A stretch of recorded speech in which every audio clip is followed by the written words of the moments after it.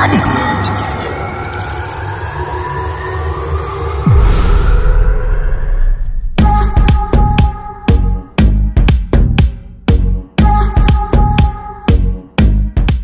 नमस्कार, स्वागत है आपका फिर से अखिल भारतीय राजीव गांधी विचार विकास मंच के इस प्लेटफॉर्म पर। और आज फिर हमारे साथ है गोपाल जी राणे। गोपाल जी, स्वागत है आपका Rajiv Gandhi social media channel पर। और ये हमारी शायद तीसरी मुलाकात है जी। और आप जानते हैं कि पिछले जो दो मुलाकात हुई थी वो दोनों ही मुलाकात ने अमरावती की राजनीति में हलचल पैदा कर जो आपने सहकार क्षेत्र के समय में जो विषय वस्तु रखी, उसके बाद में विश्व हिंदू परिषद की स्थापना वो काबिले गौर थी, क्योंकि अमरावती के बहुत सारे लोगों को पता ही नहीं कि विश्व हिंदू परिषद की स्थापना में हमारे तुकडोजी महाराज का बहुत बड़ा हाथ था। वो आपकी वजह से अमरावती की जनता को ये पता चला। बहरहाल उसी पीरियड में 2024 का लोकसभा चुनाव भी हुआ और 2024 के लोकसभा चुनाव की जो हलचल थी, जो एक पृष्ठभूमि बनी पूरे सेंट्रल में लोकतंत्र बचाने की और संविधान बचाने की, वो लोकसभा के बाद की जो परिस्थिति है, आज संसद का पहला ही सत्र था। आज जो राहुल गांधी, अखिलेश यादव, इन्होंने जो दम दिखाया लोकसभा में, संसद भवन में, तो मुझे लगता है कि लोकसभा अभी उस ढंग से चला नहीं पाएंगे नरेंद्र मोदी जी, जैसे 2014-2019 के सत्र में चला। आपका इस बारे में क्या विचार? देखिए, आज मैंने भी वो लाई। जी हाँ। और जब नरेंद्र मोदी जी रहो, हाँ हाँ, या अमित शाह, हाँ बाकी और हाँ हाँ, जब उन्होंने शपथ ग्रहण के लिए गए, हाँ हाँ, तो अखिलेश जी ने या राहुल जी ने हाँ, तो संविधान उनको दिखाया। जी हाँ, उन्होंने आईना दिखाया। जी हाँ, कि देश अगर चलाना है, आपकी जो विचारधारा है उसके ऊपर नहीं चलेगा। जी हाँ, देश चलेगा संविधान। जी बिल्कुल। और संविधान तो जैसे हर धर्म में, जैसे हिंदू धर्म में भगवत गीता है, मुस्लिम में कुरान है, या फिर बौद्ध धर्म जो है, हाँ, उसमें जो गौतम सुत पिटक है बुद्ध जी वगैरह, हाँ, भगवान, तो उन्होंने जो रास्ते दिखाए हैं, जी हाँ, उसके ऊपर अपन धर्म के ऊपर चले। लेकिन हाँ, देश अगर चलाना है तो संविधान के ऊपर ही चलना चाहिए। जी बिल्कुल। और ये जो मैसेज है, हाँ हाँ, पूरे हिंदुस्तान के लिए दिया गया है। हाँ हाँ, और मैं उसका स्वागत करता हूँ। बिल्कुल। मतलब कहने का मतलब है कि 2014 और 2019 के बाद जो 2024 आया है, 2014 और 2019 में जो विपक्ष जो था बहुत ही कमजोर पिच पर था, कमजोर पिच पर खेल रहा था, क्योंकि उस समय में विपक्ष की सबसे बड़ी पार्टी कांग्रेस सिर्फ 44 सीट पर थी 2014 में, और 2019 में 54 पर अटक गई। जाहिर है कि इसकी वजह से उन्हें विपक्ष का जो नेता पद होता है, जो कि कैबिनेट स्तरीय दर्जा होता है, और कैबिनेट मंत्री को जो सुविधाएं प्राप्त होती है वो उस नेता को मिलता है। और ये पूरे विश्व में ये पहली बार हुआ, पूरे विश्व में, भारत की बात नहीं कर रहा हूँ, कि पूरे लगातार 10 साल संसद जो चली है विपक्ष के नेता पद के बिना चली है। और उसका कारण आपको बता देता हूँ कि 2019 में 54 सीट पर कांग्रेस अटक गई थी, और 55 नंबर की जो सीट थी वो नवनीत राणा की थी, जो अपक्ष थी, लेकिन उसे चुनकर लाया था कांग्रेस और राष्ट्रवादी गठबंधन ने। लेकिन उन्होंने गठ धर्म न निभाते हुए उन्होंने दूसरे ही दिन बीजेपी को समर्थन दिया, जिसकी वजह से सोनिया गांधी विपक्ष के नेता पद जो प्राप्त करने वाले थे वो रह गई। तो बगैर विपक्ष के नेता पद रहने का जो ठिकरा है या जो पाप है वो नवनीत राणा के ऊपर भी जाता है, मुझे ऐसा लगता है। ठीक है, वो हो गया चुनाव, लेकिन अभी तो 2024 में जो नवनीत राणा हार गई, जनता ने, अमरावती की जनता ने स्पष्ट मैंडेट दिया कि आप विपक्ष में बैठो। और विपक्ष में बैठने के बाद क्या होता है, जो कलेक्टर ऑफिस में जो जनसंपर्क कार्यालय है सांसद महोदय का, वो उसने खाली कर देना चाहिए, लेकिन देखा गया है कि उन्होंने खाली किया नहीं है। चुनाव का रिजल्ट आने के बाद भी 19 दिन आज हो चुके हैं, अभी तक वो कार्यालय खाली किया नहीं उन्होंने, जबकि उसका अधिकार रनिंग सांसद का होता है। इसके लिए यशोमती ठाकुर ने कल मतलब 23 तारीख को बाकायदा पर ताला तोड़ा आंदोलन भी किया, और जिले के पालक मंत्री पाटिल साहब भी आए थे, अनिल बोंडे खासदार राज्यसभा खासदार भी थे, तो उनके सामने भी दलीलें पेश करने के बावजूद प्रशासन माना नहीं। आखिर यशोमती ठाकुर, बलनभाऊ वानखड़े और कांग्रेस के कार्यकर्ताओं को उग्र रूप धारण करना पड़ा और बाकायदा उन्होंने कार्यालय का ताला तोड़ दिया।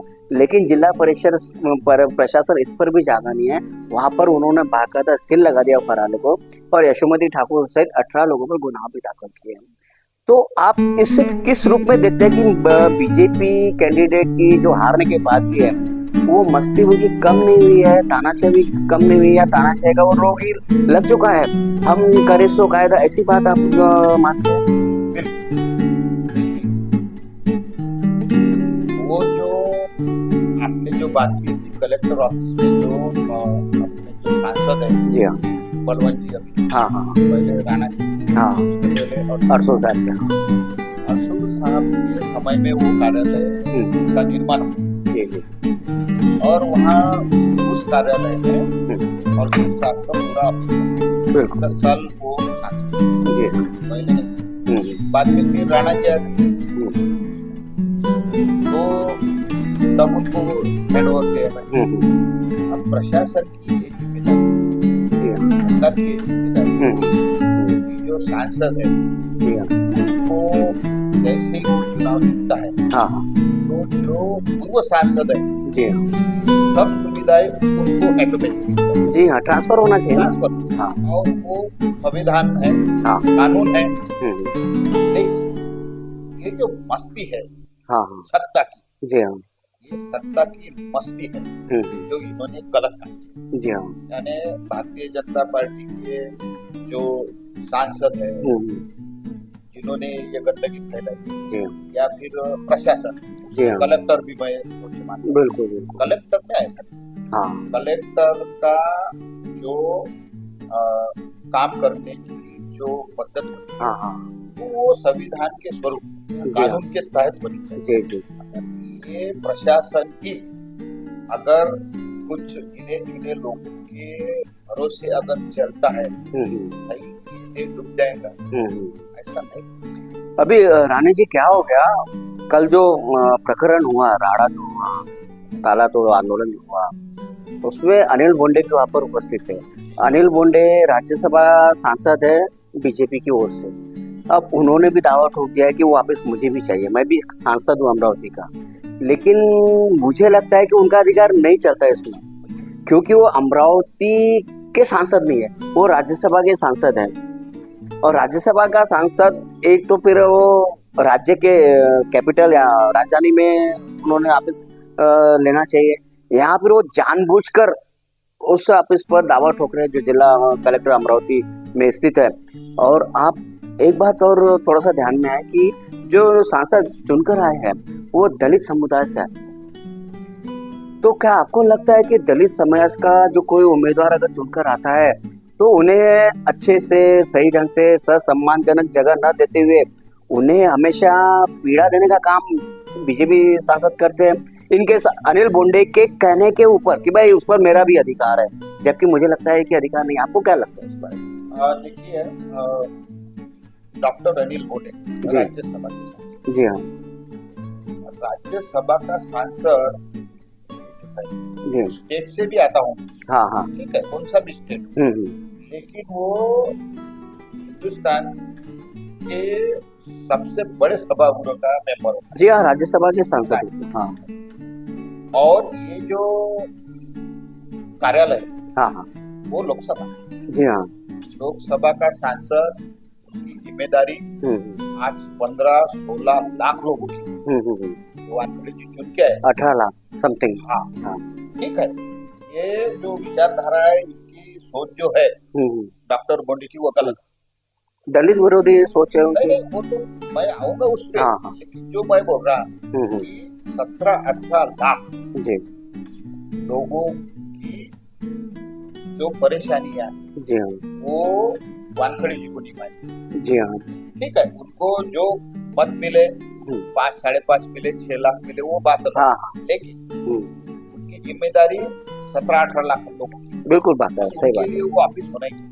हाँ, राज्यसभा का ऐसा है कि राज्यसभा की जो जिम्मेदारी होती है वो लोगों की, जो राज्यसभा यानी जो कुछ चर्चाएं होती है सांसद में, लोकसभा में, राज्यसभा में, जी हाँ, जो लोकसभा में जो अमेंडमेंट होता है, जी हाँ, उसके ऊपर चर्चा करने के लिए उन्हें नियुक्त किया जाता है, राज्यसभा का सांसद नियुक्त किया। जी हाँ, जो पॉलिसीज लोकसभा फिक्स कर रही है, वो देश के लिए सही है या गलत है, इसके ऊपर चर्चा करने के लिए राज्यसभा। डेफिनेटली हाँ, ये तो संविधान बता है। हाँ, डॉक्टर बोले साहब का भी स्टेटमेंट मैंने पढ़ा, जी हाँ, वो गलत है।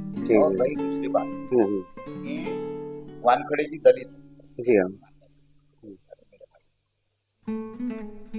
राष्ट्रपति भवन अपना लोकसभा भवन जो निर्मित किया गया, जी हाँ, उसमें राष्ट्रपति जी को नहीं बुलाया उद्घाटन। राम मंदिर का मसला है, हाँ, उसके शिलान्यास में नहीं बुलाया, उसमें नहीं बुलाया। अगर देश का प्रधानमंत्री का बॉस, जी हाँ, अगर ऐसी गंदी हरकतें करता है तो वही रास्ते पे चलेगा। यानी इन्होंने राष्ट्रपति पद को भी कठपुतली बना के रखा। बिल्कुल, आप देखिए कि भारत देश के जो पहले दलित राष्ट्रपति थे KR नारायण, जब KR नारायण को विदेश में पढ़ने के लिए भेजा था, मेरे ख्याल से उनके जो बड़े जो गुरु थे नारायण साहब के, हेराल्ड जेरानसिकी करके, तो नेहरू जी ने उस समय में उनसे कहा था कि मैं एक ऐसे विद्यार्थी को आपके पास भेज रहा हूँ और उन्हें ऐसा बनाइए कि वो देश का नाम रोशन करे। वो नेहरू जी के वो शब्द थे। नेहरू जी ने बाकायदा स्कॉलरशिप वगैरह जो भी मदद थी KR नारायण की किया, और भविष्य ऐसा आया कालांतर में कि इंदिरा गांधी ने देश के सर्वश्रेष्ठ व्यक्तियों में से, व्यक्तिमतों में से, पढ़ाई लिखकर जो आए हुए, पढ़ लिखकर जो आए हुए, उसमें सर्वश्रेष्ठ व्यक्ति को राष्ट्रपति बनाया वो KR नारायण ही थे। और अभी जो दलित राष्ट्रपति बने रामनाथ साहब, यहाँ पर अभी ST में से जो मुर्मू मैडम जो है, तो ऐसा लगता है कि कठपुतली के जैसे रोल कर रहे हैं, क्योंकि राम मंदिर शिलान्यास में उनको न बुलाना, नए संसद भवन का उद्घाटन उनसे न करवाना या समारोह में भी न बुलाना, यानी राष्ट्रपति को अपने केबिन में बिठा कर रख दिया और उसको सिर्फ इतना कहा कि आप केबिन में बैठो, आप अमेंडमेंट पर सिग्नेचर कर दीजिए, बाकी हम देख लेंगे। ये तो तानाशाही का रूप है, उसी का रूप आप अमरावती में दिखाया कल अनिल बोंडे के रूप में। ठीक है, खैर कोई बात नहीं है। संसद आज से शुरू हो चुकी है, राहुल गांधी ने अपना रूप दिखा दिया, अखिलेश यादव ने भी दिखा दिया, ठीक है। लेकिन अभी आते हैं महाराष्ट्र विधानसभा को, क्योंकि लोकसभा के जैसे ही खत्म होने के बाद विधानसभा का बिगुल बज जाना चाहिए था, लेकिन संसद शुरू होने की वजह से नहीं बजा। संसद अभी सत्र 9 दिन चलेगा, 2, 3, 5 तारीख, लगभग 5 जुलाई के बाद विधानसभा का बिगुल बच जाएगा, और उसमें सबसे पहले जो चुनाव होने वाला है वो महाराष्ट्र में। तो महाराष्ट्र में विधानसभा की तैयारी के हिसाब से आपके क्या विचार होने चाहिए? देखिए, ये लोकसभा जो हुई जी, उसमें उद्धव जी का बहुत बड़ा, जी हाँ, मैं जब देखता हूँ, हाँ, कम से कम 40-45 साल से राजनीति, जी, जो ताकत से, हाँ, जो हिम्मत से उद्धव साहब खड़े हुए और महाराष्ट्र के मराठी आदमी को खड़ा किया, जी हाँ, जी, वो काबिल तारीफ, जी, और उनके साथ में शरद पवार साहब, जी हाँ, 83-84 साल का युवा शरद पवार साहब, उसके बाद में गांधी कुटुंब, हाँ जी, का नाम तो ये नहीं, हाँ, ये जो विचारधारा है, विचारधारा से जुड़ है और देश बचाने की, जी हाँ, उद्धव साहब की तो मैं बहुत कायल हो गया। नहीं, उन्होंने उद्धव जी ने काम भी ऐसा किया है, भले ही उनकी सीट कम आई है, ज्यादा सीटा लड़ने के बावजूद उनकी सीट कम आई है, लेकिन उनकी सीट कहाँ कम हुई है?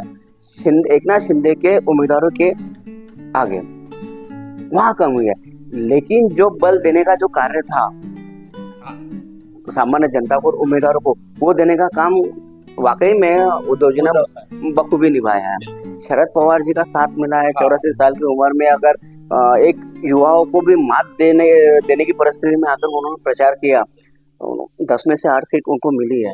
और कांग्रेस ने एक जो रोल निभाया है बैक में रहकर, सबसे ज्यादा सीटें उनको ही है ना, लगभग 14 सीट है, 13 तो जीत कर रहे, 14वां विशाल पाटिल उनके पास में आ गए, यानी 17 लड़के 14 मिल गए। तो कांग्रेस का भी रोल काबिल तारीफ कहना चाहिए। तो इन तीनों की जो जोड़ी है, तिकड़ी कहेंगे, जोड़ी नहीं कहेंगे, तिकड़ी कहेंगे, वो तो अभी पता चल ही गया है कि अटूट है। तो विधानसभा में इनकी परिस्थिति क्या होना चाहिए सीट बंटवारे के रूप में? जैसा कि कैसा है, शिवसेना मुंबई के सर्कल में स्ट्रांग है, या पश्चिम महाराष्ट्र में नासिक वगैरह के कुछ विभागों में शिवसेना बहुत स्ट्रांग है। उसके बाद में शरद पवार जी की जो पार्टी है वो मराठवाड़ा हो गया, उत्तर महाराष्ट्र हो गया, यहाँ ज़्यादा स्ट्रांग थी। और कांग्रेस विदर्भ में पहले से स्ट्रांग थी और अभी भी उन्होंने सिद्ध कर दिया। तो क्या ऐसा हो सकता है कि विधानसभा की सीटों में शिवसेना पश्चिम महाराष्ट्र में और मुंबई में लड़े, शरद पवार की जी पार्टी एनसीपी मराठवाड़ा उत्तर महाराष्ट्र में लड़े, और कांग्रेस विदर्भ वगैरह देगी? ऐसा हो सकता है कुछ? क्या ये सही रहेगा? नहीं, ये सही। देखिए, शिवसेना जी, राष्ट्रवादी शरद पवार साहब की पार्टी, जी हाँ, जी हाँ, आज बम्बई या आजू बाजू के इलाके में, जी हाँ, शिवसेना कितनी स्ट्रांग है। पश्चिम महाराष्ट्र में शरद पवार साहब की पार्टी स्ट्रांग है, जी हाँ, या विदर्भ में कांग्रेस स्ट्रांग, जी हाँ। ये बातें देखो तो करनी नहीं चाहिए। अपने को महाराष्ट्र बचे। भाई रीजन, यानी मेरी जो सोच है वो है कि रीजन नहीं, लेकिन कैसा है, अभी नाना पटोले के स्टेटमेंट आप देखिए, यहाँ पे संजय राउत साहब के स्टेटमेंट देखिए, दोनों ने अभी से सीट बंटवारे का जो विषय छेड़ा है, उससे ऐसा लगता है कि कटुता निर्माण होने की परिस्थिति निर्माण हो। कटुता नहीं होगी, क्योंकि आरोप प्रत्यारोप जो चल रहे हैं, ये जो विचार रहे थे अपने पार्टी को बढ़ाने की, संगठन बढ़ाने की, जी हाँ, वो बात अलग है। लेकिन जब मैं देखता हूँ ये रीजन जो है वो छोड़ दीजिए आप, अपने को महाराष्ट्र बचाना है, अपना राज्य बचाना है, जी हाँ। देखिए, महाराष्ट्र को सोचा गया है, हाँ, केंद्र सरकार की तरफ से भी, जी हाँ, और राज्य सरकार, बिल्कुल बड़े बड़े प्रोजेक्ट, हाँ, सब चलेगा गुजरात। जो महाराष्ट्र के बड़े प्रोजेक्ट है गुजरात में लेके भाग गए, इन लोगों ने कुछ भी नहीं किया, जी हाँ, वो बिंदे ने किया, हाँ भाई, ये देवेंद्र फडणवीस ने किया, हाँ ना, अजित पवार ने किया, जी। अरे भाई, जब महाराष्ट्र की बात आती है ये रीजन अलग, ये बात ही नहीं होनी चाहिए, जी हाँ, जी। मेरा महाराष्ट्र युवकों की प्रॉब्लम, खेती वाले हैं, किसानों के कितने प्रॉब्लम है, महिलाओं पे अत्याचार हो रहा है, ये सब बातें ये मायने रखती है, ना कि वो रीजन। नहीं, लेकिन विधानसभा सीटों का जो बंटवारा का जो मसला है वो आने वाला है। आप कुछ भी कहिए, वो सीट बंटवारे में बहुत तकलीफ आने वाली है, क्यों? तीन बड़ी पार्टियां, तीनों ही पार्टियां समकक्ष है, कोई भी एक दूसरे से कम नहीं है। तो सीट बंटवारे में 288 सीट है, उसके बाद में इनके सहयोगी दल भी है, सहयोगी नेता भी इनका मतलब पीछा नहीं छोड़ेंगे। लेकिन मुख्य रूप से तीनों पार्टियां हैं, और तीनों पार्टियों का सीट बंटवारे का फार्मूला क्या होना चाहिए, आपको क्या लगता है? देखिए, ये जो बात है, मैं तो बहुत छोटा शिवसैनिक, जी, मैं तो कार्यकर्ता हूँ, और जो उद्धव साहब, शरद पवार साहब और कांग्रेस की जो महाराष्ट्र के नेता है, वो बैठ के चर्चा करें। बिल्कुल, हम तो सैनिक है, हम सेनापति, आदेश आया हमें काम करना, सेनापति उद्धव साहब है, और जो उनका जो आदेश है, उनका आदेश का पालन करना हमारे जैसे शिवसैनिक का कर्तव्य है। हम उसमें बढ़ते हैं, लेकिन जब मैं वैयक्तिक तौर पे सोचता हूँ तो मैं महाराष्ट्र की बात सोचता हूँ, मैं रीजन की बात नहीं सोचता। विदर्भ में भाई कांग्रेस है, या बम्बई में फिर शिवसेना स्ट्रांग है, ये बातें नहीं है। अच्छा, हमको महाराष्ट्र को बचाना है और महाराष्ट्र को बड़ा करना है। ये जो है, ये तो बड़े लोग हैं, जो नेता है हमारे मार्गदर्शक, वो जो आदेश देंगे उसके ऊपर हम। रानी जी, एक विषय पर आता हूँ। लोकसभा 2024 अनफॉर्चुनेटली वंचित विकास आघाड़ी जो है, बाड़ा साहब अम्बेडकर की पार्टी है, शुरू से ही उन्होंने कहा कि हमें महाविकास आघाड़ी में लीजिए, साथ में मिलकर काम करेंगे। और उन्हें लिया भी गया, मतलब उन्हें आमंत्रण भी दिया, लेकिन सीट बंटवारे में बाबा साहब अम्बेडकर ने स्पष्ट रूप से नहीं कहा कि मुझे इतनी सीटें चाहिए। अगर उन्होंने कोई आंकड़ा बता देते कि मुझे इतने चाहिए, 48 सीटें 4 पार्टियां होती तो 12-12 चाहिए, उन्होंने आंकड़ा नहीं बताया, मानस भी नहीं बताया कि मुझे इतनी सीटें चाहिए। लेकिन जैसे जैसे समय, वोटिंग के समय या चुनाव उम्मीदवार जो फॉर्म भरते हैं, वो समय आए, तारीख के सामने आते गई, बाबा साहब अम्बेडकर ने एक एक पैर, एक एक कदम पीछे पीछे लेते गए। उन्होंने आगे नहीं बढ़ाया, उन्होंने सीटों के बंटवारे की बात ही नहीं किया। और एक समय ऐसा आ गया कि सबसे पहले शिवसेना से ही गठबंधन तोड़ गया, और उसके बाद में फिर शरद पवार, फिर कांग्रेस, यहाँ तक कि आपको राहुल गांधी जब यहाँ मुंबई में आए थे अपने भारत जोड़ो न्याय यात्रा के अंतिम पड़ाव में, वो मुंबई की सभा में बाबा साहब अम्बेडकर बाकायदा आए थे। प्रियंका गांधी से उनकी बात हुई, राहुल गांधी से मुलाकात हुई, बाकायदा भाषण दिया। भाषण में बाबा साहब ने राहुल गांधी से रिक्वेस्ट भी किया कि आपको ये करना है और संविधान बचाने की लड़ाई में आप जब भी हम मुझे बुलाएंगे मैं हाजिर हो जाऊंगा, ऐसा उन्होंने कहा। बहुत ही खुशनुमा माहौल था। लेकिन ऐसा क्या हो गया कि उन्होंने अपने कदम पीछे खींचकर शिवसेना से गठबंधन तोड़ दिया, फिर महाविकास आघाड़ी की बात बंद कर दिया, और उन्होंने इन समय पर अपनी पार्टी की ओर से जो उम्मीदवार जो खड़े किए, वो उम्मीदवारों का जो परिणाम हुआ, उन्होंने जितने वोट लिया, वो तो महाविकास आघाड़ी का ही नुकसान हुआ है ना।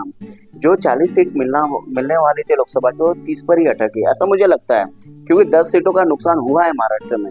अगर वो 10 सीट आज आ जाती तो सेंटर में जो एनडीए की सरकार बनी है, तो वो सरकार न बन पाती, इंडिया गठबंधन को उसका बहुत फायदा होता। जो आज नीतीश कुमार या चंद्रबाबू नायडू जो बार्गेनिंग कर रहे हैं, जो माज दिखा रहे हैं या मस्ती दिखा रहे हैं, तो ये 10 सीट अगर आती तो वो नहीं होता, आज इंडिया की सरकार होती। तो बाबा साहब अम्बेडकर का राजकारण क्या है महाराष्ट्र में, वो आप उसको आप कैसे देखते हैं? वो मेरे को बहुत आश्चर्य लगता है। आश्चर्य की बात है ना, आप 4 कदम आगे बढ़ाते हैं और एकदम से 8 कदम पीछे आते हैं, ऐसा क्यों? ऐसा आश्चर्य हो रहा है बाबा साहेब अम्बेडकर के बारे में। देखिए, ये जो घराने जी, बहुत बड़े घराने जी हाँ, जो देश को दिशा देने वाले इनके पूर्वज, हाँ, बाबा साहेब अम्बेडकर ने पूरे देश को दिशा दी। हाँ, ये रहा बाबा साहब। उसके बाद में उद्धव साहब जी, प्रबोधनकार ठाकरे जी, उन्होंने भी महाराष्ट्र को दिशा दी। जी, ठीक है, ये एक ही विचारधारा वाले, हाँ, डॉक्टर बाबा साहेब अम्बेडकर रहो या प्रबोधनकार ठाकरे जी, हाँ जी, या फिर शरद पवार साहब की भी विचारधारा हुई, हाँ, बहुजन हिताय, बिल्कुल, बहुजन सुखाय, हाँ, और गांधी परिवार की भी विचारधारा वही विचार। मैंने एक कार्यक्रम भी देखा था बापू, जब शरद पवार साहब थे, उद्धव साहब थे, और बाबा साहेब अम्बेडकर, कुछ तो भी पुस्तक का विमोचन शायद, हाँ, मैं था वहाँ। अच्छा, फल का नाम मालूम? षणमुखानंद, हाँ, हाँ। तो वहाँ जो बाबा साहेब अम्बेडकर की जो बात रखी थी, प्रबोधनकार जी का जो विचार है, वही विचार बाबा साहेब का, जी हाँ, और बाबा साहेब अम्बेडकर जी का जो विचार है वही प्रबोधनकार जी का। हाँ, तो ये विचारधारा रखने वाले लोगों में से अम्बेडकर साहब क्यों निकल के गए, ये तो मेरे को आश्चर्य हुआ। पूरा देश हैरान है। मैं भी हैरान हूँ। ठीक है, मायावती जी से आप कल उम्मीद कर सकते हैं कि वो चले जाएंगी, वो अलग विषय है, रामविलास पार्टी का अलग विषय है, सीताराम मांझी का विषय अलग है, लेकिन बाबा साहब अम्बेडकर से ये मतलब उम्मीद ही नहीं है। क्यों, ऐसा क्यों कर रहे हो? वो मेरी समझ में नहीं आ रहा कि मैंने यही बोला कि ये घराने जो है, ये परंपरा है। जी हाँ, और बाबा साहेब अम्बेडकर की घराने को परंपरा है, जैसे ठाकरे फैमिली को परंपरा है, जी, जी, विचारों की। हाँ, शरद पवार साहब के घराने को भी विचारों की परंपरा है, और गांधी परिवार को तो है ही, महात्मा गांधी जी से लेकर सब, नेहरू जी, हाँ, सब परंपरा है। लेकिन ये परंपरा में से ये आदमी क्यों हट गया, या फिर ये बीजेपी की बी टीम थी, बी टीम तो नहीं थी। नहीं, ये तो अभी देखिए, अभी इन पर बीजेपी की बी टीम का ठपका लग चुका है। अब वो इतने आसानी से धुलने वाला नहीं है, वो जो दाग है वो इतनी आसानी से धुलने वाला नहीं है। लेकिन बात ऐसी है कि 2014 के बाद जो तानाशाही का दौर चालू हुआ है देश में नरेंद्र मोदी सरकार की ओर से, 19 में बढ़ते बढ़ते इतना आ गया कि उन्होंने संविधान बदलने की बात की। ठीक है ना, संविधान की धाराएं बहुत सारी उन्होंने बदली भी है। इलेक्टोरल और बॉन्ड लेने के लिए उन्होंने बाकायदा कंपनी एक्ट में भी उन्होंने बदलाव किया है, यानी रद्द ही कर दिया हो।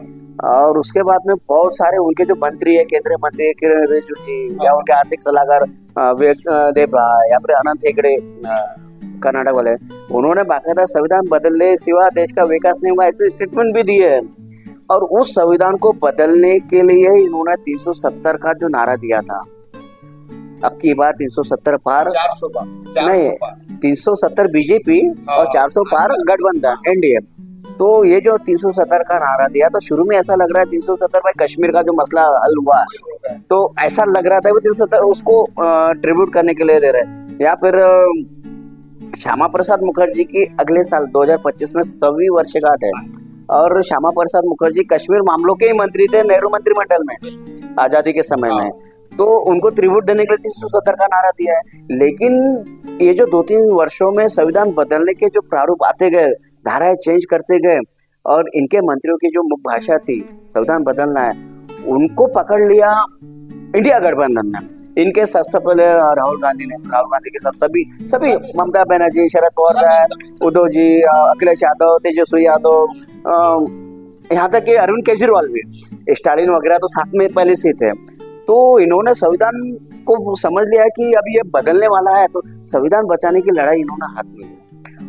जबकि संविधान बचाने का जो सबसे पहला अधिकार है वो बाबा साहब अम्बेडकर के वंशज को है। सही बात। और संविधान बचाने का सबसे पहला कदम उठाना चाहिए था बाबा साहब अम्बेडकर ने, आनंदराजा अम्बेडकर ने, या भीमराव अम्बेडकर ने, या फिर राजेंद्र अम्बेडकर ने।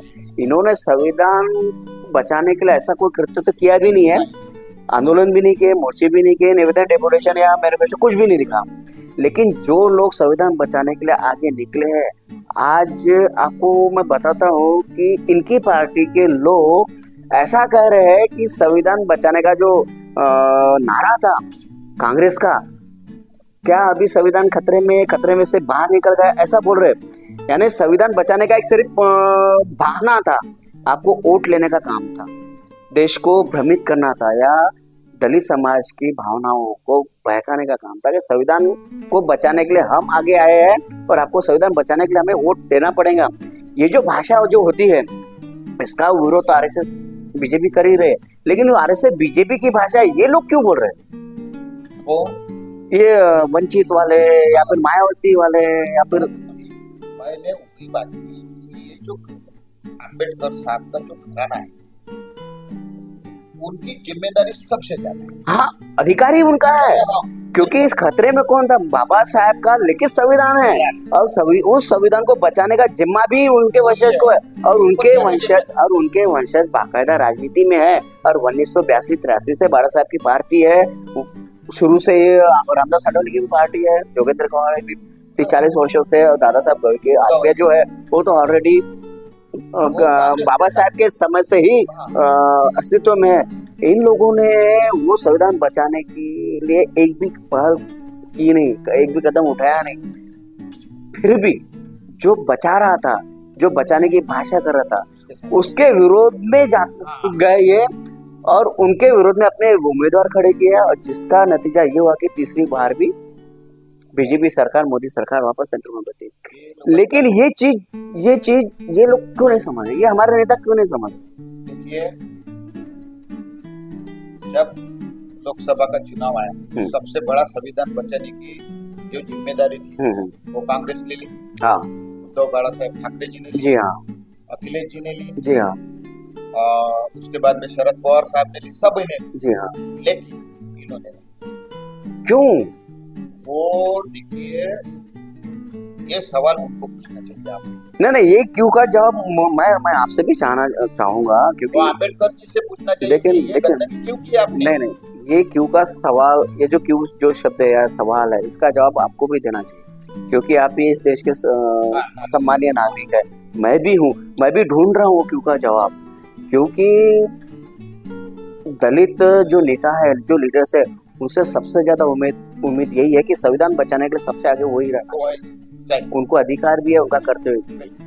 आज बाबा साहब अगर जीवंत होते तो मुझे नहीं लगता कि बाबा साहब के सामने ये खड़े रहने की हिम्मत भी कर सकते। इन्होंने ऐसा काम किया। राजनीति के लिए आप कुछ भी करो, कोई हरकत नहीं। कांग्रेस से द्वेष है, कांग्रेस का द्वेष करो, लेकिन जो संविधान को मिटाना चाहता, उसकी पार्टी को, वो संगठन को फायदा पहुंचे, ऐसे कृत्य आप नहीं कर सकते।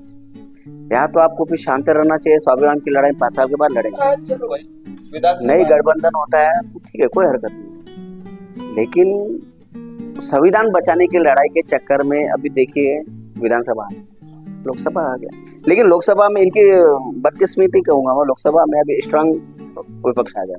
अभी राहुल गांधी विपक्ष के नेता पर आसीन हो गए और राहुल गांधी वहां फाड़ देंगे बीजेपी के सभी इसको। राहुल गांधी का जब बोलना शुरू होगा और साथ में अखिलेश यादव का तड़का लगेगा ना, अखिलेश को भी आपने सुनना चाहिए। तो वो तो खैर वो बात हो गया। अभी महाराष्ट्र की विधानसभा की जो बात चल रही थी, विधानसभा में भी बाबा साहब अम्बेडकर ने कहा कि हम कांग्रेस से मिलकर, महाविकास आघाड़ी से मिलकर लड़ेंगे। चुनाव जिस दिन डिक्लेयर हुआ उसी दिन उनका स्टेटमेंट था, लेकिन अभी फिर से उन्होंने कहा कि हम अकेले लड़ेंगे। क्या भूमिका है, मतलब विधानसभा में भी उन्हें संविधान विरोधी ताकतों को और ताकत देना है। ये तो अगर उनका स्टेटमेंट आ गया, हाँ, बाला साहेब, हाँ, कि हम अकेले लड़ेंगे, हाँ, यानी बाइफरकेशन ऑफ फोर्स, जी जी जी, जो दलित, हाँ, मुस्लिम हो, हाँ, आदिवासी हो, जी, जो यानी राजनीति में विधानसभा में बहुत छोटा सा अंतर रहता है, लोकसभा में लाखों का रहता है, विधानसभा में 5,000, 2,000, 5,000, 10,000, इसमें थोड़ा है। लेकिन बाला साहेब अम्बेडकर की जो भूमिका है वो गलत है विधानसभा में, ठीक है। जो भूतकाल हो गया उसको भूल जाए, जी हाँ, जो वर्तमान है उसके बारे में सोचिए और वर्तमान में ऐसी बातें कीजिए कि भविष्य अच्छा होना चाहिए। बिल्कुल बिल्कुल, हाँ। राज्य का हो, हाँ, राष्ट्र का हो, जी हाँ, या फिर बाकी जो जनमानस है, जी हाँ, उनका भविष्य अच्छा अगर करना है, जी हाँ, आपको रोजी रोटी देनी है, हाँ, आपको रोजगार देना है, रोजगार देना है, किसानों के सवाल है, जी, महिलाओं के है, दलित है, पीड़ित है, शोषित है, सब है, जी हाँ। तो इनको अगर आपको स्टैंड करना है तो भाई मेरे, ये तो बाला साहेब अम्बेडकर की गलत राजनीति है और ये होनी नहीं चाहिए। मैं तो आपके माध्यम से ये विनती करूंगा, जी जी, अम्बेडकर जी को, अम्बेडकर जी आपकी सोच अच्छी है, जी हाँ, विचारधारा जो है परिवार की वो बहुत बड़ी विचारधारा है, हाँ, और वैसे उद्धव साहब ये घराने की विचारधारा है, और साहब की एक हुई और महाराष्ट्र को जो लूटा जा रहा है उसको रोकी, बिल्कुल बिल्कुल, ऐसी मेरी मैंने रिक्वेस्ट रही अम्बेडकर की। देखते हैं बाड़ा साहब, देखिए बाड़ा साहब किसी की सुनते नहीं, वो अपने मन की करते हैं। कभी कभी समय ऐसा आता है कि ऐसी बात कह देते हैं कि उनके जैसा कोई विचारशील व्यक्ति ही नहीं इस देश में, ऐसा भी देखा गया है। लेकिन कभी कभी कुछ ऐसे काम भी कर लेते हैं कि मैं सोचता हूँ कि वो राजनीति में क्यों आया। दलित समाज का अगर उद्धार करना है तो आपको सत्ता में जाना पड़ेगा, और सत्ता में जाने के लिए आपको समझौते करना पड़ेगा। बाबा साहब अम्बेडकर ने छोटे छोटे समझौते करके सत्ता प्राप्ति किया। बाबा साहब अम्बेडकर नेहरू जी के मंत्रिमंडल में कायदे मंत्री थे, कानून मंत्री थे, ठीक है ना। और बाबा साहब ने ही संविधान लिखा, उनको संविधान सभा में लाने का काम भी तो कांग्रेस वालों ने किया था, और वो संविधान को इम्प्लीमेशन करने का काम भी कांग्रेस वालों ने किया। और वो बाबा साहब तो 1956 में चले गए, परिनिर्वाण हो गया, उनका देहांत हो गया। 56 के से पहले तो कोई कंपनियां थी नहीं, पीयूसी थी नहीं, सरकारी संस्थान तंत्र कुछ भी नहीं था, डेल बेल सेल जो भी है, बीपीएसएल वगैरह जो भी है, BSNL MTL ये भी नहीं था उस समय में, फोर्स में भी नहीं थे, है ना, इतने सारे संसाधन नहीं थे। और आपको जो आरक्षण बाबा साहब ने लिख कर दिया और वो कांग्रेस ने जो इम्प्लीमेंटेशन किया, वो तो जो जिन संस्थानों में मिलना था वो तो 56 के बाद बनी है ना। तो कांग्रेस ने आपको दिया है, वो देने के बाद ही आपका एक तबका तैयार हुआ, चंदा देने वाला तबका तैयार हुआ, और उस चंदा और की वजह से आपकी पार्टी अभी चलती है, क्योंकि जो सर्विस पर लगे हैं दलित लोग वो इन्हीं संस्थाओं में लगे। और ये संस्थाएं बनाने का काम, इम्प्लीमेंटेशन करने का काम, उस पर आरक्षण लगाने का काम वो कांग्रेस ने किया। तो ये तो एक छोटी सी बात है, जनरल बात है, सभी को पता है। फिर भी आपके लिए कांग्रेस दुश्मन नंबर 1 है, और जो वो बेच रही है बीजेपी वो दुश्मन नंबर 2 है। ऐसा ये क्यों नहीं सोचते? देखिए, अंबेडकर जी के बारे में हाँ जी, हाँ, बाला साहेब की सोच क्या है राजनीतिक तौर पे, तो उनको माना। मेरे जैसा शिवसेना या फिर मैं दलित समाज में और मेरे दोस्त, मुस्लिम समाज में मेरे दोस्त, हालांकि मैं शिवसेना का हूँ, लेकिन मेरे दोस्त सब जो बचपन से मैं स्कूल में जाता था सब मेरे दोस्त, और आज उन्हीं दोस्तों के साथ में जब मेरी बात होती है तो उनको भी ये गलत लगता है। लड़ाई जो होती है वो देश के लिए होती है, वो राज्य के लिए, तुम्हारे मेरे परिवार के लिए लड़ाई नहीं होती। लाखों परिवार जो महाराष्ट्र में, करोड़ों परिवार जो हिंदुस्तान में है, उनके लिए लड़ाई करनी चाहिए, ना कि अपने परिवार। अपने परिवार का जो मसला है वो आप अपने परिवार में रखिए, लेकिन आपके परिवार की जो विचारधारा है वो गंदी मत कीजिए। इतना ही मेरा कहना है। और रही बात दूसरी, आपने जो बात संविधान ने जो ये आरक्षण दिया, आरक्षण के बात पे मैं बोलूंगा कि अभी जो महाराष्ट्र में जो राजनीति चल रही है, मराठा वर्सेस कुणबी है, अभी देखिए बीजेपी वाले का दिमाग, पहले इन्होंने लोकसभा में हिंदू मुस्लिम किया, हो गए, वो तो हिंदुस्तान ने, पूरी जनता ने हिंदुस्तान इनको लपेट के मारा। ठीक है, वो जो ईवीएम में 240 में पटक दिया, 400 पार का नारा था, 240 में पटका हुआ है, नहीं पटका। 2500 के वोट है, उसमें इन्होंने झोला कर नहीं। आप 141 है, 140 सीटें ऐसी है जो 200 और 500 के बीच से आई हुई है। तो यही जो बात अभी संजय राउत साहब ने भी कही, और उद्धव साहब, जी हाँ, वो जो अमोल कीर्तिकर, वो चुन के आए थे, 46 वोटों से मैं बम्बई में था, उस दिन 4 तारीख को बम्बई में अरविंद सावंत साहब के शाखे पे था, तो इधर सावंत साहब चुन के, इधर अपने अनिल देसाई आ गए, फिर इनको भी ये भी आ गए 2500 वोटों से अमोल कीर्तिकर, लेकिन फिर इन्होंने छोड़छाड़ कर दिया, और वो एकदम अच्छा आदमी, अमोल कीर्तिकर को मैं बहुत अच्छे से पहचानता हूँ, 30-35 साल से एक नंबर शिवसैनिक कट्टर है, तो उनको गिरा दिया। ऐसे इन्होंने संजय राउत साहब ने कहा 110 नहीं 140 मेरे 105 की 110 ऐसी सीटें कि जो 500,000 नहीं 140 141 सीटें है पूरे देश में। इसका आंकड़ा बाकायदा है मेरे पास। संसदीय क्षेत्र के हिसाब से मैं अगर बताना चाहूँ तो कभी आपको मैं उस लिस्ट ही बता दूंगा, लेकिन यही तरीका अगर विधानसभा में हो, जैसे महाराष्ट्र का है, उसके बाद बिहार में भी है, हरियाणा का विधानसभा है, तो महाराष्ट्र की विधानसभा में तो हमें और ज्यादा होशियार रहना पड़ेगा। बिल्कुल होशियार रहने, तो मैं तो ये बोलता हूँ कि मैं ऐसा सोचता हूँ, आप वोट डालने जा रहे हैं ना, तो पहले पूरे पक्ष यानी शिवसेना हो, उद्धव बाळासाहेब ठाकरे या फिर शरद पवार साहब हो या कांग्रेस हो, जब वोटिंग को जा रहे लोग तो वहाँ टेबल डाल।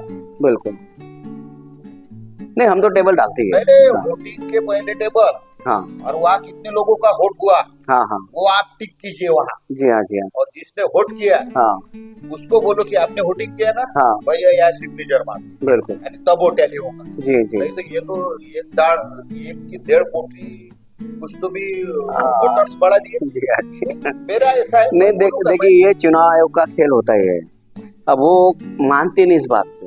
नहीं 6 बजे तक वोटिंग हो जाती है 50%, ठीक है, और उसके बाद में 60-65 जितने ग्राउंड में या रूम में जो लोग आते हैं वोटर्स, उन्हें अंदर ले लेते हैं, गेट बंद कर देते हैं और 6-7 बजे 7 बजे 8 बजे जब तक चले फिर वोटिंग, तो उसके बाद में आंकड़ा एकदम 10% बढ़ा देते हैं। गुजरात विधानसभा में 12 से 13% बढ़ा है, मध्य प्रदेश विधानसभा में 10 से 12% बढ़ा है, राजस्थान में भी लगभग यही स्थिति थी और इस लोकसभा में भी वैसे ही हुआ। करीबन 6.5 से 8.5% के बीच में वो पीरियड के वोट बढ़ गए। जो टोटल हुए वोट जो है उसमें 1 से 1.25 करोड़ के बीच में वोटिंग परसेंट बढ़ गए और ये जो जीते जो कैंडिडेट है उसका फायदा बाकायदा इनको मिला है। बोगस वोटिंग था ना, 200 400 500 हजार वोटों से जो जीते। नहीं तो बीजेपी की हालत इतनी बुरी होती कि उन्हें विपक्ष का नेता पद भी नहीं मिलता। ऐसा होने वाला था।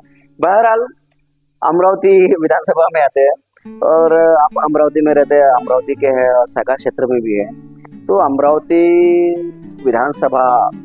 अमरावती लोकसभा के अंतर्गत आने वाली विधानसभा जो है, आपका क्या यानी दृष्टिकोण है कि यहाँ कैसे विधानसभा की लड़ाई लड़ी जाए, तैयारी की जाए या योग्य उम्मीदवार कैसे तराशे जाए, या आपकी नज़र में अलग अलग विधानसभा में अमरावती के उम्मीदवार कौन है, ऐसा कोई आपका दृष्टिकोण? देखिए नहीं, आपने इतने वर्षों काम किया है, आपको पता है कि शिवसेना की ताकत किस क्षेत्र में है, कांग्रेस की किस क्षेत्र में और राष्ट्रवादी की किस क्षेत्र में है और किस विधानसभा क्षेत्र में है, तो आपने भी तो अपना मानस देखा होगा कि कौन से विधानसभा क्षेत्र में कौन सा कैंडिडेट स्ट्रांग है, तो इस विषय में थोड़ा सी मैं जानकारी लेना चाहूँगा। अभी ये जो गठबंधन है, हाँ ये गठबंधन शिवसेना, हाँ राष्ट्रवादी, हाँ और कांग्रेस, हाँ जी, अभी 8 विधानसभा क्षेत्र अमरावती में। जी जी जी, मैं खुले दिल से मैंने वंदनीय शिवसेना प्रमुख जी जो कहते थे कि जे पोटात असेल ते वोटात असतं, बिल्कुल, हाँ जो पेट में है हाँ खुले तौर पे बोलो, जी हाँ, घबराओ मत, जी, जो बात आपको सही लगती है वो अपने नेता के आगे भी रखो, जनता के आगे। अभी 3 विधानसभा क्षेत्र ऐसे जो कांग्रेस के पास है, हाँ दिवसा, हाँ जहाँ यशोमती हाँ विधायक है, हाँ अमरावती, हाँ जो दर्यापुर कांग्रेस में है, हाँ और दर्यापुर, हाँ 3 विधानसभा क्षेत्र कांग्रेस की। जी हाँ, लेकिन अमरावती विधानसभा क्षेत्र की जो कांग्रेस विधायिका है सुलभाताई खोड़के, उनके जो पति है संजय जी खोड़के, वो अजित पवार गठ में ऑलरेडी शामिल हो चुके हैं, तो मेरे ख्याल से तो इस बार सुलभा खोड़के को रुकना पड़ेगा कांग्रेस की टिकट के लिए, क्योंकि परिस्थिति बन चुकी है ना। वो कैसा है, ये जो बात है, हाँ, तो कांग्रेस के वरिष्ठ नेता, हाँ, उद्धव साहब, पवार साहब, जी हाँ, ये उनकी, जी हाँ, उसमें मैं बहुत छोटा, जी हाँ जी हाँ जी हाँ, लेकिन जो राजनीतिक तौर पे मैं देखता हूँ, हाँ, तो मैं क्लियर कट आपसे मैं खुली तौर पे बोलता हूँ जी कि दर्यापुर, दिवसा, अमरावती, ये कांग्रेस जी। उसके बाद में 2 विधानसभा क्षेत्र है जो प्रहार के, हाँ हाँ, उसके बाद में जी हाँ, बीजेपी से, और एक अपक्ष देवेंद्र भाई, हाँ हो गए, हाँ। अभी ये जो विधानसभा क्षेत्र है, तो यशोमती ठाकुर जी CWC के मेंबर है, जी हाँ, और मुख्य तौर पर जब बात होती है, हाँ हाँ, वो भी वही करेंगे साहब, ये 3 विधानसभा क्षेत्र तो हमारे पास है, हमारे पास ही रहनी चाहिए, क्योंकि वो यानी मांग रहे, जी हाँ, हाँ, उसमें अब कैसा होता है वो अलग बात है, लेकिन बाकी की जो 5 विधानसभा क्षेत्र, तो 5 विधानसभा क्षेत्र में बंटेरा तो शिवसेना की तरफ से, जी जी हाँ प्रीति वही हाँ हाँ गद्दारी हो गई। हाँ पिछले बार बीजेपी ने की, हाँ उसको गिरा दिया। हाँ अभी बटनेरा, हाँ उसके बाद में दूसरा हो गया धामनगांव, हाँ मेड़घाट, जी हाँ 3, मोर्शी वरुण हाँ 4, हाँ और एक अचलपुर अचलपुर 5। अब ये 3 विधानसभा क्षेत्र अगर इन्होंने प्रेस किया कांग्रेस वाले ने कि नहीं ये हमारे पास ही रहनी चाहिए, फिर ये 5 के ऊपर बहस होनी चाहिए। जी हाँ और उसमें शिवसेना को भी कम से कम विधानसभा क्षेत्र मिलनी चाहिए। हाँ ऐसी मेरी मांग है। शिव सैनिकों से मैंने बात की, सभी लोगों से बात की, जो ये फैक्ट है, ये फैक्ट है भाई, ऐसे ऐसे। उन्होंने बोला गोपाल जरा बराबर शीर्ष नेता क्या कहते हैं, जी हाँ राजधर्म कैसे निभाते हैं, उनकी बात है, उसमें तो हम बोलेंगे नहीं। अगर उद्धव साहब ने बोला शिवसैनिक है अमरावती जिले में ये ही मिलेगा, उसके ऊपर हम बैठ जाएंगे। और बाकी की जो 7 विधानसभा ताकत से हम विकास आघाड़ी के साथ करेंगे। उद्धव साहब ने बोला कि 2 लड़ना है 2 के साथ, 3 लड़ना है 3, यानी जो मातोश्री का आदेश आएगा उसके ऊपर हम कायम रहेंगे। लेकिन जो भावनाएं हमारी शिव सैनिकों की है या बाकी लोगों की, वैसा दरियापुर मतदार संघ तो शिवसेना का मालिक था जी हाँ पहले से, परिसीमन में या फिर ऐसी कैटेगरी में राखी होने की वजह से। लेकिन भारसाकड़े प्रकाश भारसाकड़े साहब जो थे आपका शिवसेना में थे, फिर बाद में कांग्रेस में गए, फिर बीजेपी में गए, कैसा देखिए राणे जी एक बात मैं बताता हूँ, जो गद्दारी होती है ना, आप गद्दारी पार्टी से कर सकते हैं, ठीक है, पार्टी कार्यकर्ता से कर सकते हैं, लेकिन गद्दारी जनता से नहीं कर सकते। जिस दिन आपने जनता से गद्दारी की, आपका अस्तित्व एकदम खत्म होने के लाइन पर आ जाएगा। सुनील जी देशमुख अमरावती विधानसभा के ऐसे कैंडिडेट थे कि उन्हें हराना नामुमकिन था। एक समय राज्य मंत्री, वित्त नियोजन में वगैरह बहुत सारे उनके पास पद थे। एक समय ऐसा है कि राव साहब शेखावत को टिकट मिलने की वजह से, खैर वो तो थोड़ा सा करते हुए धर्म बोलना चाहिए, राष्ट्रपति के पुत्र देना ही पड़ा टिकट। तो राव साहब के अगेंस्ट में उन्होंने बीजेपी में जाके चुनाव लड़ा और जैसे ही बीजेपी में गए उन्हें हरा, ऐसा है। और उसके बाद में फिर वो कांग्रेस में आए, राव साहब शेखावत चले गए यहाँ से, उसके बाद में कांग्रेस में आए। अभी वो कांग्रेस से लड़ेंगे, लेकिन जनता वो विषय नहीं भूलती है। सुनील जी देशमुख के लिए अभी भी अमरावती विधानसभा की जो डगर है वो कठिन है।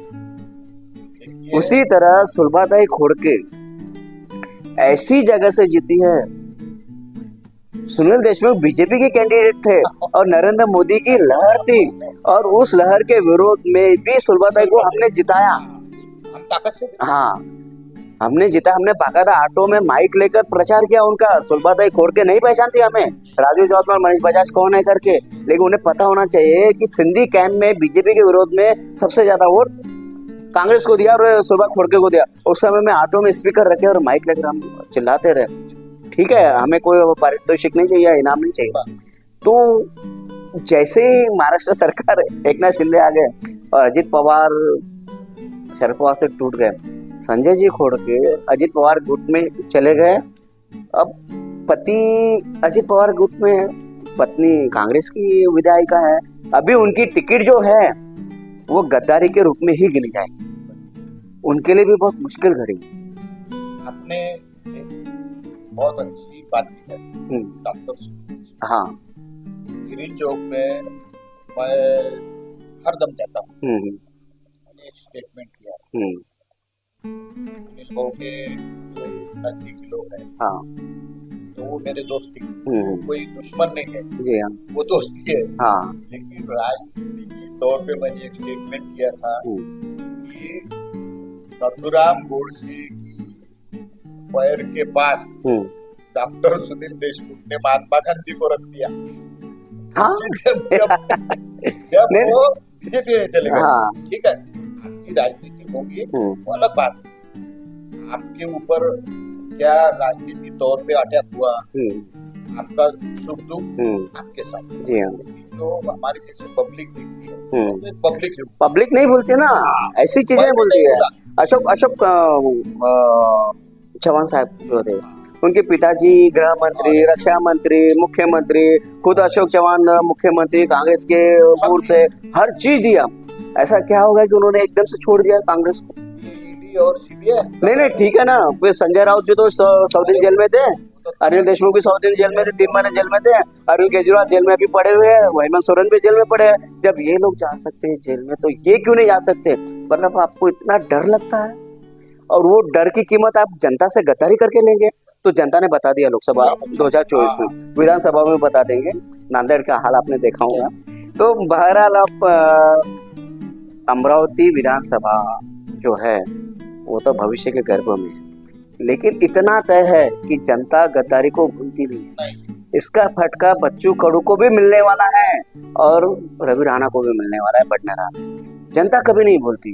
ये भले ही कुछ भी करे, कुछ भी स्टेटमेंट दे, जनता अपने दिल में रखती है और उनको उनकी जगह दिखा देती है। बहरहाल गोपाल जी, आप इस बार का जो इंटरव्यू हुआ बहुत ही जबरदस्त इंटरव्यू हुआ। लगभग भारतीय राजनीति के और लोकसभा के और विधानसभा के हर पहलू को आपने छुआ है, उस पर प्रकाश डाला है और काफ़ी अच्छी चर्चा हुई है। और आशा करता हूँ कि नेक्स्ट टाइम जब हमारी जो चर्चा होंगी तो अमरावती विधानसभा के ऊपर ही ज़्यादा होंगी, क्योंकि अमरावती विधानसभा मतलब अमरावती जिले के जितने भी विधानसभा क्षेत्र है, 8 जो मतदार संघ है, और मैं आशा करूँगा कि 8 विधानसभा में अगर आप और हम साथ में अगर जाए और वहाँ के जनमानस का थोड़ा सा अगर कल्पना ली जाए, क्या सोच है उनकी, तो ज़्यादा बेटर रहेगा और अमरावती की जनता का भला हो, इस काम के लिए हमें तैयार रहना ही चाहिए। बहरहाल आपका फिर से स्वागत और धन्यवाद, आप आए। मैंने आपके माध्यम से मैं आई भवानी जगदम्बा, तो मैं ऐसा करता हूँ कि उद्धव साहब और मुख्यमंत्री बने। नहीं वो तो बने ही है। देखिए यहाँ महाविकास आघाड़ी की अगर सत्ता बनती है तो उद्धव साहब ही मुख्यमंत्री होंगे, ये फिक्स है, क्योंकि राहुल गांधी जी का जो विश्वास है और शरद पवार जी की बढ़ती उम्र, इसकी वजह से राहुल गांधी और शरद पवार जी यही चाहेंगे कि योग्य व्यक्ति के हाथ में महाराष्ट्र की सत्ता जाना चाहिए, और योग्य व्यक्ति उद्धव ठाकरे से के अलावा तो मेरी नजर में भी नहीं, क्योंकि इतना घूमने के बाद, इतना अनुभव आने के बाद पता चला है कि राज्य कैसा करना चाहिए। उन्हें पता है कुटुंब कैसा चलाया जाता है, और राज्य को चलाने का उनका जो तरीका था वो देश के नंबर 1 मुख्यमंत्री के रूप में उस समय में भी गिने गए थे कोरोना काल में, आज भी मेरी नजर में नंबर 1 है। बहरहाल आप आए और बहुत ही अच्छा बढ़िया संबोधन हुआ, और आशा करूंगा कि अगली बार भी मिलेंगे। धन्यवाद आप सबका, जय हिंद।